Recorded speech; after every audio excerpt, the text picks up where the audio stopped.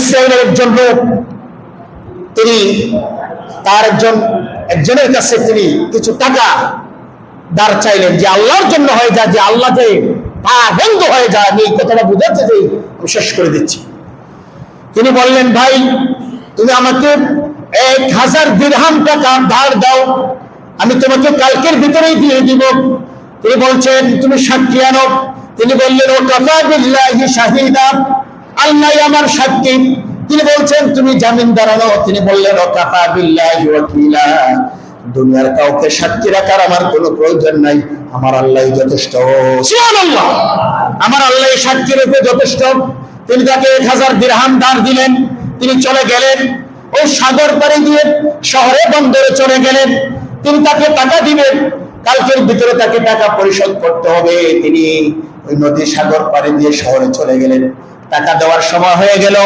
তিনি নৌঘাটে এসে তিনি নৌযান খুঁজতে লাগলেন। খুঁজতে খুঁজতে রাত পার হয়ে যাচ্ছে। তিনি পাচ্ছেন না, কোনো যানবাহন পাচ্ছেন না। সাগর পাড়ি দিয়ে ফিরে এসে ওই তাকে টাকা দিবেন, জিনার থেকে টাকা নিয়েছেন। তিনি সাগরের পাড়ে গিয়ে বসে আছেন, অপেক্ষা করতেছেন। যিনি আমার থেকে টাকা নিয়েছেন সে আমাকে টাকা দিবেন, সেই অপেক্ষায় বসে আছেন। তিনি ওই ব্যক্তি চিন্তিত হয়ে গেলেন, আমি যদি যথাসময়ে টাকাটা না দিতে পারি তাহলে আমার ওয়াদা খেলাফ হয়ে যাবে।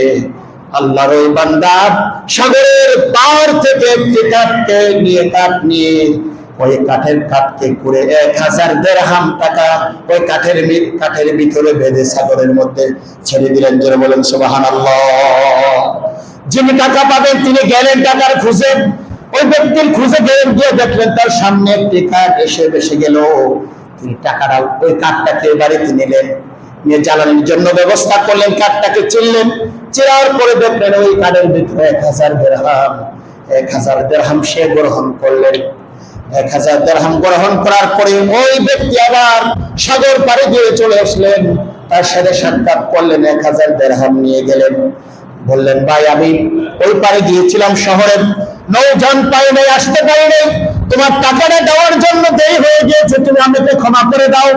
তিনি বললেন, তুমি কি কাঠের ভিতরে কিছু টাকা পাঠিয়েছিলে নাকি? তিনি বললেন, জি, তোমার থেকে আমি টাকা নিয়েছি, আমি তোমার ওয়াদা রক্ষার জন্য আমি কাঠের ভিতরে 1000 দিরহাম টাকা ওই সাগরের মধ্যে ছেড়েছিলাম। জোরে বলেন না আল্লাহু আকবার। ওই টাকা তিনি কাঠের মধ্যে পাঠিয়ে দিলেন। যত সময়ে আল্লাহ পাক ওই কাঠকে সাগরের ওই পারে পৌঁছে দিয়েছেন কে? আল্লাহ। ওই ঈমান, তার বিশ্বাস ছিল, কারণ সে বিশ্বাস সাক্ষী হিসাবে কাকে রেখে দিয়েছিলেন? ওয়াকাফা বিল্লাহি শাহিদা ওয়াকাফা বিল্লাহি ওয়াকিলা, জামিনদার হিসাবে আল্লাহ যথেষ্ট। যত সময় ওই কাঠের মাধ্যমে ওই পানাদারের টাকা আল্লাহ পাক পানাদারের কাছে পৌঁছে দিয়েছেন। সুবহানাল্লাহ।